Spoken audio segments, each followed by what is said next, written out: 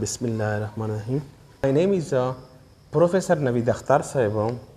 Today my topic is chapter number 3, dynamics, class 9th, subject physics, force and momentum.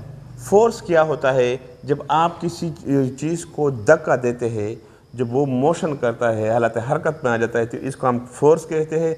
अगर किसी body को रुकने की कोशिश करते हैं तो इसको हम फोर्स कहते हैं। मोमेंटम, जब आपने किसी बॉडी पर फोर्स लगा लिया तो उसका मास भी होता है और इसकी वेलोसिटी भी होती है, तो इसको हम कह सकते हैं momentum. When a force acts on a body, जब एक बॉडी पर आपने फोर्स अप्लाई किया, आपने धक्का दे दिया, धक्का देने के बाद इसके अंदर क्या पैदा होता है? एक्सेलरेशन पैदा होता है। It produces an acceleration in the body. तो इस बॉडी में एक्सेलरेशन पैदा होता है। जिस बॉडी में एक्सेलरेशन पैदा होता है तो इसकी मास भी होती है और उसका वेलोसिटी भी होती है। इसको हम कहते हैं मोमेंटम। जब acceleration and will be equal to the rate of change of, rate of change का मतलब होता है रेट ऑफ चेंज ऑफ, इसका मतलब होता है momentum. Rate of change of momentum का मतलब होता है डेल्टा पी। डेल्टा कि ये फोर्स जो होता है ये बराबर होता है rate of change of momentum. Rate का मतलब होता है कि इस मोमेंटम को टाइम पे डिवाइड करे, तो ये फोर्स इसके बराबर होता है। अब हम लिखते हैं कि इनिशियल मोमेंटम हमारे पास बराबर होता है, इसका पहले बॉडी का इनिशियल मोमेंटम ये हमारे पास बराबर होता है इनिशियल मोमेंटम। इसको हम पी आई से रिप्रेजेंट करते हैं और इसलिए हम लिखते हैं एम वी आई। और फाइनल मोमेंटम हमारे पास बराबर होता है फाइनल मोमेंटम। फाइनल मोमेंटम हम लिखते हैं ये हमारे पास बराबर हो गया P F is equal to M V F. तो मोमेंटम में चेंज आ गया, इनिशियल मोमेंटम और फाइनल मोमेंटम इन दोनों में चेंज आ गया और इसको हम कहते हैं कि change in momentum. Change in momentum में तब्दीली आ गया, चेंज इन मोमेंटम ये हमारे पास बराबर है फाइनल मोमेंटम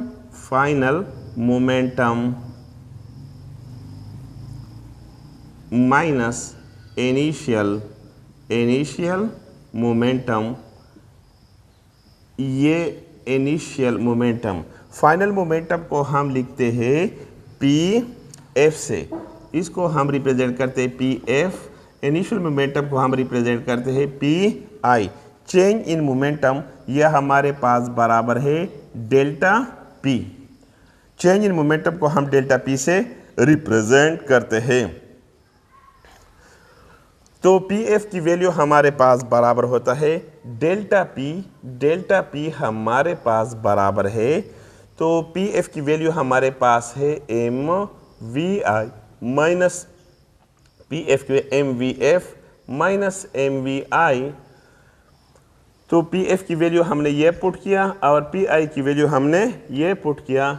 इसके बाद हम लिखते हैं, इन दोनों में हम कांस्टेंट करते हैं। एम को मैंने कांस्टेंट किया, वी एफ माइनस वी आई ये हमारे पास रह गया डेल्टा पी। अब हम तकसीम करते हैं, डिवाइडिंग बोथ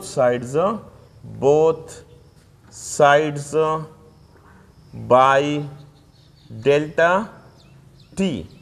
तो हम दोनों साइड को टाइम से डिवाइड करते हैं, डेल्टा पी बटा डेल्टा टी ये हमारे पास बराबर है M V F minus V I बटा डेल्टा टी।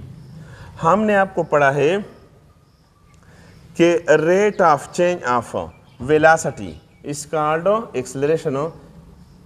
तो इसको हम इस तरह भी लिख सकते हैं, delta P divided by delta T हमारे पास बराबर है M delta V divided by delta T.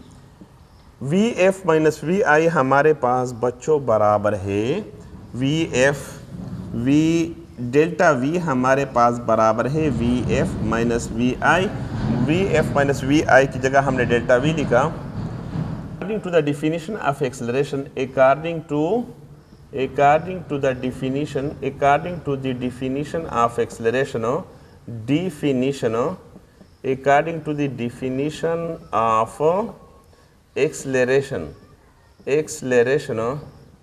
according to the definition of acceleration, हमारे पास एक्सेलरेशन बराबर होता है rate of change of velocity is called acceleration. तो इस डेल्टा वी और डेल्टा टी की जगह हम ए लिख सकते हैं। तो delta P divided by delta T हमारे पास बराबर है एम ए। तो इसकी जगह हमने ए पुट किया। Delta P divided by delta T हमारे पास हो गया M A. According to the Newton second law के मुताबिक, अकॉर्डिंग टू न्यूटन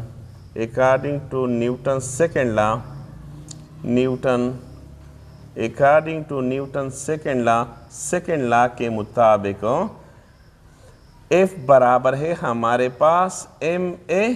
तो ऊपर वाला इक्वेशन हम इस तरह भी लिख सकते हैं कि delta P divided by delta T हमारे पास बराबर है एम ए की जगह हम एफ भी लिख सकते हैं।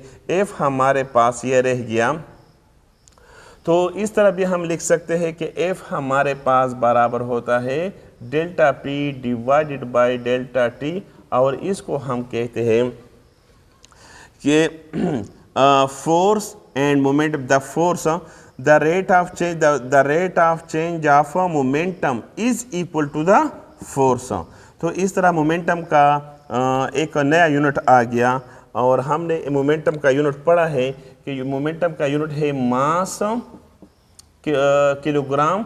यूनिट का यूनिट है P is equal to M V. Mass की यूनिट है किलोग्राम।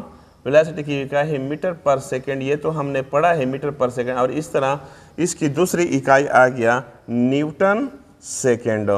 मोमेंटम की इकाई, फोर्स की इकाई न्यूटन है। इस तरह भी हम लिख सकते हैं F dot delta T is equal to delta P. ये मोमेंटम है, फोर्स की इकाई न्यूटन है, टाइम की इकाई सेकेंड है।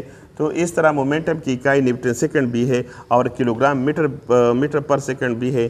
तो इस तरह आपको एमसीक्यूज में आता है कि किलोग्राम मीटर पर सेकंड या न्यूटन सेकंड, आप दोनों कह सकते हैं, या आप ये कहें या आप ये कहें। A system is a group of bodies. System bodies का वो ग्रुप होता है within the certain boundaries, जो लिमिट हदूद के अंदर होता है, इसको हम सिस्टम कहते हैं। इसके बाद law of conservation of momentum का अब हम स्टेटमेंट लिखते हैं। तो मोमेंटम का मतलब मैंने पहले आपको बताया कि जिस बॉडी का मास भी होता है और वेलोसिटी होता है, इसको हम कहते हैं मोमेंटम। कंजर्वेशन ऑफ मोमेंटम का मतलब होता है कि जिसका इनिशियल मोमेंटम बराबर होता है फाइनल मोमेंटम के, तो इसको हम कहते हैं conservation of momentum. The momentum of isolated system वो सिस्टम होता है कि अगर आपने एक सिलेंडर के अंदर आपने गैस को इनक्लोज कर दिया और इस पर कोई बैरूनी कुव्वत नहीं लगता है, तो गैस के मॉलिक्यूल जो होते हैं वो एक वाल से टकराते हैं। इसके बाद टकराने के बाद पहले मोमेंटम और बाद में मोमेंटम ये दोनों एक जैसे होता है, सेम होता है। इसको हम कहते हैं law of conservation of momentum. Of two और मोर, दो या दो से ज़्यादा, two interacting bodies remains constant. दो या दो से ज़्यादा जब बॉडीज़ होते हैं, टकराने से पहले मोमेंटम और टकराने के बाद मोमेंटम इसका यकसा होता है, रिमेन सेम होता है। इसको हम कहते हैं कंजर्वेशन ऑफ मोमेंटम। अब हम आपको एक एग्जांपल देते हैं। Consider N air field balloon. आपने एक बैलून ले लिया, एक गुब्बारा ले लिया और आपने इसको फील्ड कर दिया, हवा से आपने भर दिया। तो आपने इसको फोल्ड किया है। जब आप इसको छोड़ेंगे, छोड़ने के बाद गुब्बारे का हवा जो है बहुत तेज़ी से नीचे की तरफ निकलता है और गुब्बारा जो है वो ऊपर की तरफ जाता है।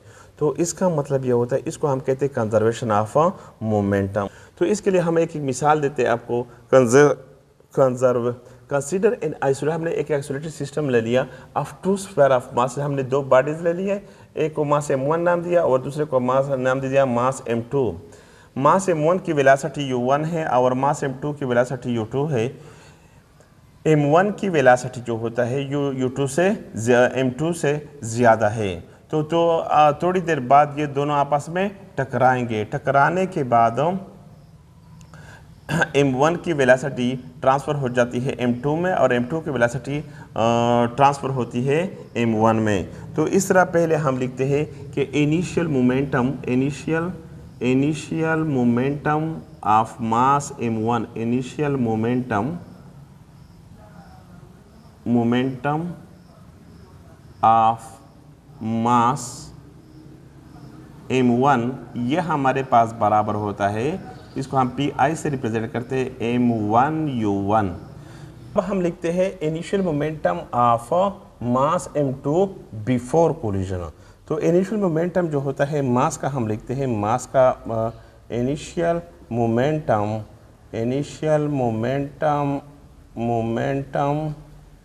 ऑफ मास, ये मास m2 है। m1 का इनिशियल मोमेंटम जो है m1u1 है और m2 का इनिशियल मोमेंटम है, बॉडी m2 का initial momentum of mass m2 और इसका इनिशियल मोमेंटम है मास m2, इनिशियल मोमेंटम m2u2, इसका मास m2 है और इसकी वेलोसिटी u2 है बिफोर कोलिजन। तो बिफोर कोलिजन से पहले इसका टोटल इनिशियल मोमेंटम क्या हो गया? टोटल इनिशियल मोमेंटम हमारे पास बराबर हो गया total initial momentum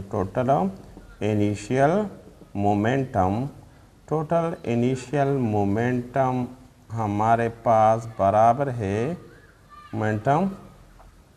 initial momentum of body of mass m1 जमा initial momentum of body of mass m2। तो initial momentum of body of mass m1u1 है, ये है, और initial momentum of body of mass m2 जो है ये हमारे पास है m2u2, ये बिफोर कोलिजन है। इस तरह हम लिख सकते हैं जब दोनों बॉडी आपस में इधर टकरा गए, टकराने कोलिजन गए, तो कोलिजन के बाद m1 की वेलोसिटी v1 हो गई और m2 की वेलोसिटी v2 हो गई। तो हम लिखते हैं कि final momentum of mass m1 हमारे पास है, final momentum of mass m1, final momentum of mass, final momentum of mass m2 हमारे पास बराबर है m2 हमारे पास final momentum of mass m2, इसकी वेलोसिटी m1 है, इस वेलोसिटी v1 है और मास उसका m1 है, पहले बॉडी का mass. Final momentum of body of mass m1 का मास m1 है और इसकी वेलोसिटी v1 है आफ्टर कोलिजन। इस तरह हम लिख सकते हैं कोलिजन के बाद दूसरे बॉडी का मास जो है m2 है और उसकी वेलोसिटी v2 है। तो हम लिखते हैं कि फाइनल मोमेंटम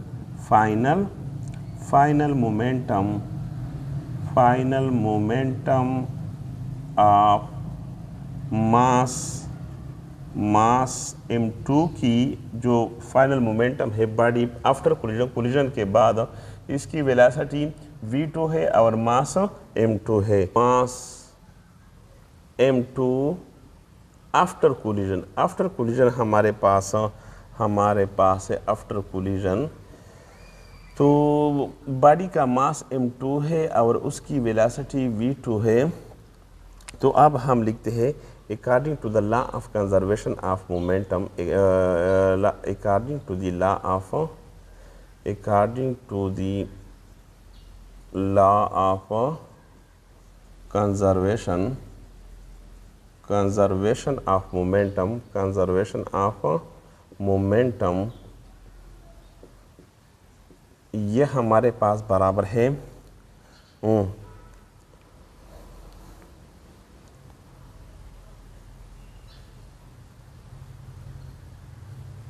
अब हम लिखते हैं टोटल फाइनल मोमेंटम हम लिखते हैं टोटल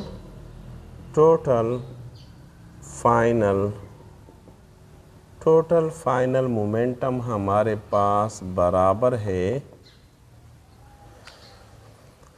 ये हमारे पास total final momentum body mass का final momentum plus mass m2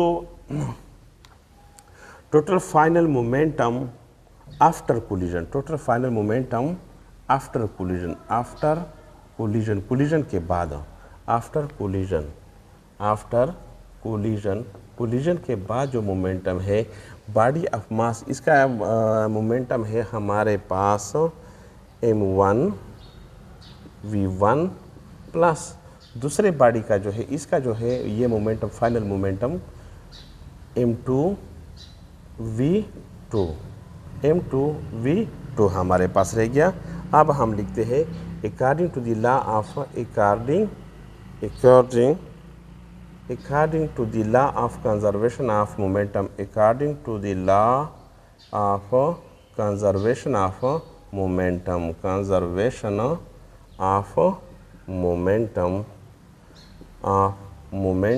ये हमारे पास बराबर है initial momentum before collision both the mass of the body, ये हमारे पास बराबर है total initial momentum m1 u1 m1 initial momentum. अब हम लिखते हैं total initial momentum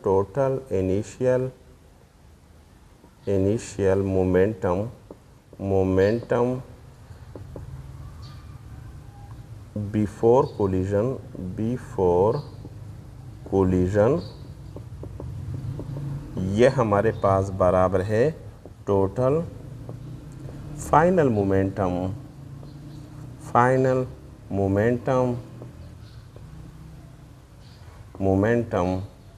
after collision, ये हमारे पास बराबर है आफ्टर कोलिजन। तो total initial momentum before collision ये हमारे पास ये है m1 u1 plus m2 u2 is equal to ये बराबर होता है total final momentum after collision, ये हमारे पास बराबर है m1 v1 plus m2 v2।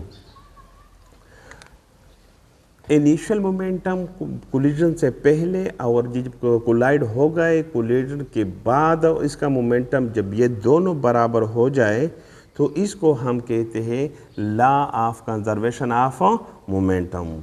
बच्चों इसका मतलब ये होता है कि अगर एक सिलेंडर है, सिलेंडर के अंदर एक पार्टिकल है और पार्टिकल जो होता है वो एक साइड से दूसरी साइड की तरफ जा रहा है, तो वो टकराने से पहले इसका मोमेंटम जब दीवार के साथ टकरा गया कोलाइड के बाद कोलिजन के बाद इसका दोबारा मोमेंटम ये दोनों आपस में बराबर होता है। इसको हम कहते हैं कि इनिशियल मोमेंटम और फाइनल मोमेंटम इस पार्टिकल का जब ये सेम हो जाए बराबर हो जाए इसको हम कहते हैं law of conservation of momentum.